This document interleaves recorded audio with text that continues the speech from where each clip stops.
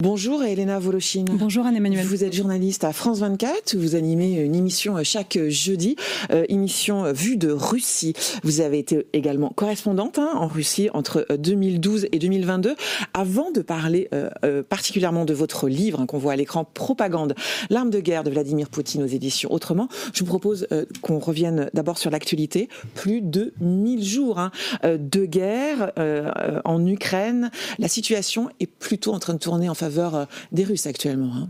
Oui, effectivement, c'est stratégique. Les Ukrainiens sont en train de reculer sur tous les points de la ligne de front, y compris dans la région russe de Koursk, où ils ont procédé à cette incursion dans un but justement de détourner l'effort de guerre de la Russie. Mais la Russie a reçu l'appui des soldats nord-coréens, notamment au sol. Et effectivement, on voit que la situation est vraiment en train de tourner au désavantage des Ukrainiens, aussi bien sur le plan militaire que sur le plan politique, avec un Donald Trump à Washington qui promet de faire cesser la guerre. Clairement, ce ne sera pas à l'avantage de l'Ukraine, qui aura perdu, dans le pire scénario, 20% de son territoire. Non. Et puis vous avez entendu Vladimir Poutine il fait monter les enchères, il fait monter la pression. Justement que cette étape, on est dans un moment où c'est l'escalade, vous diriez ? Est-ce que le terme est adéquat là actuellement ? Je dirais pas escalade, mais je dirais en tout cas qu'il se sent en position de force, il se sent en position de démontrer cette force, mais dont il parle d'ailleurs depuis 2018. Moi, avec ce discours sur les nouveaux missiles balistiques capables d'atteindre des cibles à l'autre bout du monde et de voler indéfiniment grâce à leur propulsion nucléaire, ça m'a fait un peu un renvoi en 2018 lorsqu'il avait tenu ce discours devant l'Assemblée fédérale, où tout d'un coup, souvent c'est plus un discours qui est social et économique, annuel, d'adresse à la nation, et puis là, tout d'un coup, il commence à faire une démonstration de toutes ces nouvelles armes, de ces super armes dont s'est dotée la Russie pour la défendre face à l'hégémonie occidentale, et la salle de dignitaires d'applaudir toujours plus fort à chaque nouveau missile balistique, en fait, dont là, par exemple, un a été testé, vous le disiez justement, sans tête nucléaire. Mais c'est vrai qu'on est dans cette course en avant et dans ce scénario qui est en train de se réaliser. Je pense qu'en réalité, il n'aura pas besoin de mettre jusqu'au bout exécution cette menace nucléaire, justement parce qu'il est en train de gagner du terrain militairement et politiquement. Mais justement, quand il brandit cette menace nucléaire, on est dans une réalité plausible ou on est dans un chantage politique, vous diriez ? On est dans un chantage politique, et le chantage, encore une fois, il l'applique depuis déjà 6 ans.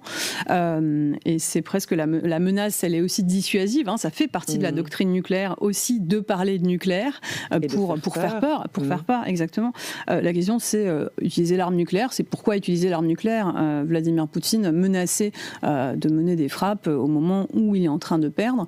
Il continue d'agiter cette menace justement dans le but de faire peur, mais je pense que là, stratégiquement, déjà à la base, stratégiquement, ça défend en rien le territoire russe de mener une frappe nucléaire. Mais bon, disons que si jamais il était en position de faiblesse dans les négociations, encore une fois, une frappe tactique pour faire peur, de peser. Pour terroriser aussi, oui, je pense qu'il en aurait été capable. La révision de la doctrine, on en a beaucoup parlé, mais c'est plus appuyé par le papier, ce qui risquait déjà de faire. La machine à imprimer des lois et des constitutions en Russie, elle fonctionne juste pour servir les buts stratégiques de Vladimir Poutine. Mais je pense que là, du coup, comme il est en position de force, la menace. Il avance exception. Vous signez ce livre, Propagande, l'arme de guerre de Vladimir Poutine, en ciblant une décennie particulièrement, c'est celle de 2012 à 2022. C'est dans cette période-là, précisément, que Vladimir Poutine met en place la propagande. Par quels moyens ? Alors, c'est pas exactement dans cette période-là qu'il met en place la propagande. Je nuance un peu cela parce que la propagande, elle a accompagné son arrivée au pouvoir avec la guerre de Tchétchénie. J'en parle déjà. C'était un inconnu en août 99 et tout d'un coup, il est propulsé dans les sondages avec ce discours de grande guerre contre le terrorisme. Donc, il arrive déjà au pouvoir et gagne sa popularité par une propagande de guerre. Mais en 2012, il revient au pouvoir après la passation avec Dmitri Medvedev entre 2008 et 2012, où il aura été Premier ministre. Et là, ce jeu de chaise musicale provoque des manifestations gigantesques contre ce tour de passe-passe. Et là, la propagande se met en œuvre pour déjà minimiser le mouvement populaire, diaboliser les ennemis intérieurs, les traîtres à la patrie, qui sont instrumentalisé par une main extérieure pour prétendre que Vladimir Poutine ne serait pas légitime à gouverner. Et ça, la machine se met en route vers un retour un peu en arrière, avec les premiers procès politiques de l'ère post-soviétique, avec des opposants qui sont emprisonnés, qui participent aux manifestations, mais aussi on se souvient l'affaire des Pussy Riots, tout un tas de lois, qu'elles soient mémorielles pour restaurer aussi Staline en tant que vainqueur de la Grande Guerre patriotique et non plus en tant que tyran sanguinaire comme il l'aura été aussi également pour un peu ce virage civilisationnel, on va dire, avec le discours sur les valeurs traditionnelles, qui sert aujourd'hui aussi bien à justifier la guerre en Ukraine et la sauvegarde des valeurs russes face aux valeurs occidentales décadentes qu'on voudrait imposer à la Russie pour la déposséder de son territoire et réduire son peuple en esclavage. Ça, c'est le discours qui est diffusé dans le mythe russe. Donc des lois mémorielles, des lois répressives, des lois morales, religieuses, d'offense aux sentiments religieux des croyants, le tout ne servant qu'à un but, en fait, c'est vraiment de présenter Vladimir Poutine comme le seul gouvernant légitime d'une Russie qu'il mène inévitablement à son salut face à un Occident destructeur. Néanmoins, la propagande, c'est pas un outil récent. La propagande, vous évoquiez Staline, l'époque soviétique l'utilisait. Il n'y a pas de mémoire des Russes par rapport à cet outil de la propagande. Comment les Russes réagissent face à cette propagande ? C'est-à-dire que c'est pas une mémoire de la propagande au sens où il y aurait déconstruit, entre guillemets. Voilà, au sens où il y aurait eu une pensée critique sur comment la propagande aura agi pendant toute l'époque soviétique. Non, bien sûr, il n'y a pas eu de travail de décommunisation, il n'y a pas eu de travail. Enfin, l'ONG Mémorial, par exemple, qui faisait un travail ne serait-ce que sur les répressions de l'ère soviétique et en particulier de la grande terreur stalinienne, elle a été liquidée en Russie sans mot dire. Donc, en fait, la décennie en fait où il y a eu la mise en place d'une liberté des médias, et encore une fois qu'elle était toute relative, les médias servaient aussi d'éclan, mais en tout cas il y avait cet élan vers la démocratisation dès l'arrivée au pouvoir de Vladimir Poutine et la guerre de Tchétchénie qui a aussi échoué à s'inscrire dans la conscience collective russe pour ce qu'elle aura été réellement par rapport à la propagande, le culte de la personnalité de Vladimir Poutine, la diabolisation de ces décennies en tant que tentative, encore une fois, de l'arrière-coulisse mondiale, d'installer le chaos sous le couvert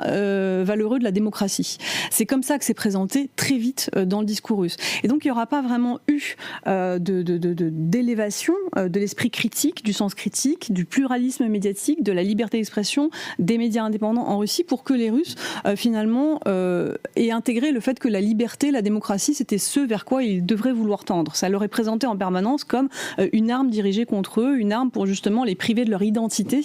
Ce fameux discours sur la voie spéciale de la Russie, qui est celle très conservatrice de, voilà, on s'accroche à ce qu'aura été la Russie tsariste au 19e siècle, au régime... Au grand récit national, c'est ça ? Au grand récit national, mais autoritaire. C'est-à-dire que les individus, là-dedans, doivent laisser au pouvoir le soin de les guider. Donc cette idée de guide de la nation, cette idée, encore une fois, qui préserve, qui repose sur les piliers de l'orthodoxie, de l'autonomie de la Russie par rapport à l'extérieur. Tout ça, c'est tellement présent en fait dans le discours russe que finalement, aujourd'hui, les Russes voient l'information réelle, celle des faits, c'est-à-dire les journalistes qui essaient de leur apporter des faits, comme nous on leur a fait pendant la guerre d'Ukraine alors qu'on était côté russe, comme une arme idéologique dirigée contre eux. Donc nous on était accusés d'être les ennemis du peuple, les ennemis de la patrie, ou les espions, les traîtres extérieurs. C'est tout l'objet des lois aussi qui sont mises en place aujourd'hui contre la liberté d'expression pour empêcher les Russes d'avoir accès au monde réel qui leur est présenté comme fondamentalement hostile. Justement, comment ils s'informent, les Russes, autant par la télévision que les réseaux sociaux? Il n'y a pas possibilité d'entendre des voix d'opposition en Russie à l'heure actuelle? Alors depuis 2022, non. Il n'y a plus Malgré les réseaux sociaux, l'existence des réseaux sociaux, tout est sous contrôle. Alors non, il y a deux choses différentes. C'est-à-dire que d'abord, il y a certains réseaux sociaux qui auront été interdits. Facebook, Instagram, voilà. Mais bon, les VPN existent. C'est pas un problème d'avoir accès aux sites, de les ouvrir. On n'est pas encore une fois avec Google qui fait erreur 404. Mais c'est comme si, par exemple, aujourd'hui, on disait à quelqu'un qui est convaincu d'une certaine vision du monde, là, tu vas aller t'informer, je sais pas moi, quelqu'un qui va lire la BBC, on va lui dire, tu vas aller t'informer sur RT. Et inversement. les gens, en fait, les Russes qui sont habitués, parce que la propagande, c'est pas juste des chaînes de télé, ce ne sont pas juste des chaînes de télévision. Elle engloutit tout l'espace public et cela commence à l'école.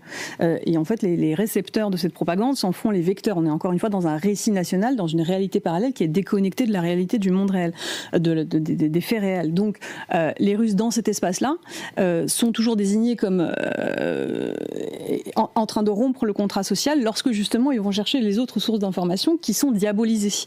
La propagande fonctionne sur le principe de diaboliser, décrédibiliser et finalement déstabiliser et inféoder. Donc à partir de là, si vous allez ouvrir la BBC ou Medusa, qui ont tous été déclarés, ces médias russes indépendants, comme agents de l'étranger, forcés de quitter la Russie, menacés de procès, en prison pour certains journalistes, à partir de là, si les Russes vont chercher ces sources d'informations-là, ils sont dans le camp ennemi. C'est une division binaire du monde entre les siens, et les gentils, entre ceux qui sont nous et ceux qui nous est extérieurs et hostiles. Donc vraiment, cette notion de forteresse assiégée, et en premier lieu, elle est informationnelle. Donc les Russes n'ont pas la velléité d'aller voir, d'aller lire ces sites. Et quand je dis les Russes, c'est évidemment le russe générique. On ne sait pas derrière ce que font les gens dans leur quotidien, dans leur cuisine.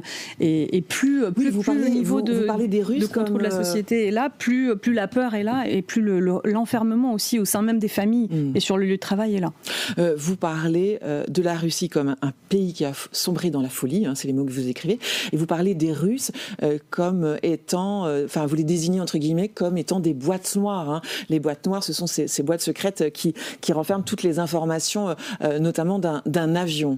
Oui, alors c'est un peu difficile de parler de ce livre comme ça, parce que c'est vrai que là on dirait que je colle des étiquettes, donc c'est la conclusion à laquelle j'arrive tout à la fin, au bout de 424 pages. Donc attention, ce livre, votre émission s'appelle Point de vue, et merci beaucoup de m'inviter, mais mon point de vue, je le donne à la fin, au bout de plus de 400 pages de bouquin. J'y tiens parce que en fait, j'explique vraiment par les faits et par la chronologie comment on en est arrivé là, et comment on en est arrivé à ce que tout un peuple en fait adhère à un mythe, finalement par des mécanismes que m'explique une psychologue qui est aujourd'hui à Moscou, qui travaille avec la psychologie sociale de comment agit la propagande dans un espace totalitaire, finalement, d'information totalitaire. Oui, ce qu'elle dit, elle, c'est qu'ils sont quelque part, ils ont le syndrome de Stockholm. Le fameux syndrome de Stockholm. C'est-à-dire, est-ce que vous pouvez nous détailler ce que c'est le syndrome de Stockholm? C'est apprécier ces preneurs d'otages, en fait, quelque part. Oui, en fait, c'est-à-dire que quand vous vous trouvez dans un système de repères extrêmement violent qui vous soumet, vous finissez par, pour vous protéger psychologiquement, je le dis avec des mots très simples, pardon aux médecins qui nous écoutent, mais c'est pour vous protéger, vous adhérez en fait à ce système de valeurs, à ce système de coordonnées qui vous permet en fait de juste de pas sombrer dans la folie, justement, et de continuer à fonctionner à l'intérieur de ce système clos qui vous opprime. Mais encore une fois, il y a vraiment des faits, des événements, des épisodes, des instruments qui ont été mis en place, y compris d'incitation à l'insurrection par la fabrique de l'ennemi, par la fabrique d'une réalité parallèle qui inversait en fait les rôles. La Russie le fait en permanence. Aujourd'hui, vous avez des Ukrainiens dans les territoires que la Russie envahit qui accueillent les Russes en libérateurs, en disant que Zelensky, c'est le président Zelensky qui est arrivé au pouvoir des années après que la guerre a commencé, que c'est le président Zelensky qui est là pour perpétrer un génocide et les exterminer, et que seul Vladimir Poutine pourra leur apporter la paix et les sauver. C'est ce que moi j'ai entendu les gens dire lorsque j'étais à la frontière ukrainienne en 2022 au début de la guerre. Des dialogues assez surréalistes. Quand vous interrogez vos compatriotes, tout le monde nie l'existence même de la guerre, même on évite de vous parler, et puis vous racontez que le 27 février vous quittez justement la Russie parce que le parquet général publie un avertissement sur le réseau social Telegram, et vous risquez 20 ans de prison. Alors je risque directement et indirectement, c'est-à-dire que la menace sur le papier, c'est comme avec l'arme nucléaire, sur le papier la menace est là, puisque par ce que je raconte dans mes reportages, je porte atteinte, je discrédite les forces armées de la Fédération de Russie. Aujourd'hui, je tiens à affaire pénale. Je suis une traître à ma patrie parce que ce que je raconte en tant que Russe contrevient aux intérêts de la nation. Enfin, en fait, encore une fois, l'arsenal législatif, il est juste là, il est tellement vague. Tous les opposants ont été accusés d'extrémisme. Les vrais extrémistes qui ont massacré et violé des enfants mais qu'on envoie au front reviennent et ils deviennent des héros. J'ai un sous-chapitre qui s'appelle le culte des bourreaux, justement. On est dans cet espace-là qui inverse les faits, qui inverse les faits.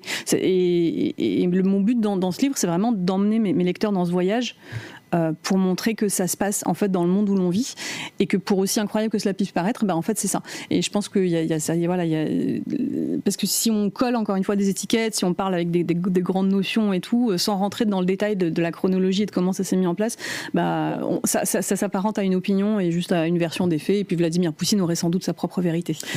Propagande, l'arme de guerre de Vladimir Poutine, cette audition autrement. C'est effectivement un livre qui aide à comprendre la vision qu'a Poutine et la vision qu'il a développée du monde extérieur et le récit qu'il impose à sa population russe. Très brièvement, vous avez espoir que comment cette population russe, elle est tellement cernée dans ses discours et vous le dites depuis l'école, il y aurait moyen qu'elle sursoit à ça, qu'il y ait un sursaut?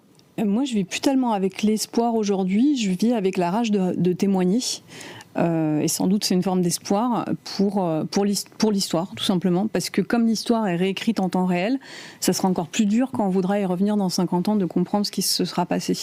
Et je suis assez modeste dans ce rôle-là. Et je suis aussi assez modeste par rapport à espérer qu'on vive dans un monde meilleur, c'est d'une banalité extrême, mais on est dans un tel niveau de violence avec les guerres en cours que et la dynamique est pas très bonne, quoi. C'est-à-dire qu'on a beaucoup tendance aujourd'hui, y compris dans nos propres récits, et j'alerte aussi contre cela, à reprendre des lignes narratives, des éléments narratifs de cette fameuse réalité parallèle russe. Parce que cette réalité parallèle russe, elle imprègne beaucoup, vous trouvez elle imprègne nos discours, au-delà des frontières. Ouais, et en fait on n'y est pas sur comment cette guerre a commencé en 2014, on est dans un conflit de séparatistes pro-russes contre le régime de Kiev. J'explique en quoi c'est déjà une guerre entre la Russie et l'Ukraine. Enfin, on a beaucoup perdu d'éléments au cours de ce conflit, mais au-delà de ce conflit en lui-même, voilà, c'est vrai qu'on est dans un espace de guerre informationnelle mondialisé, et c'est très dur pour nous journalistes en fait de tirer notre épingle du jeu, d'abord d'asseoir une légitimité pour ensuite être perçus non pas au même niveau que la propagande, alors que les propagandistes eux sont sans cesse en train de nous accuser d'être nous les propagandistes. Merci Elena Voloshin d'être venue dans les missions Point de vue sur le Figaro.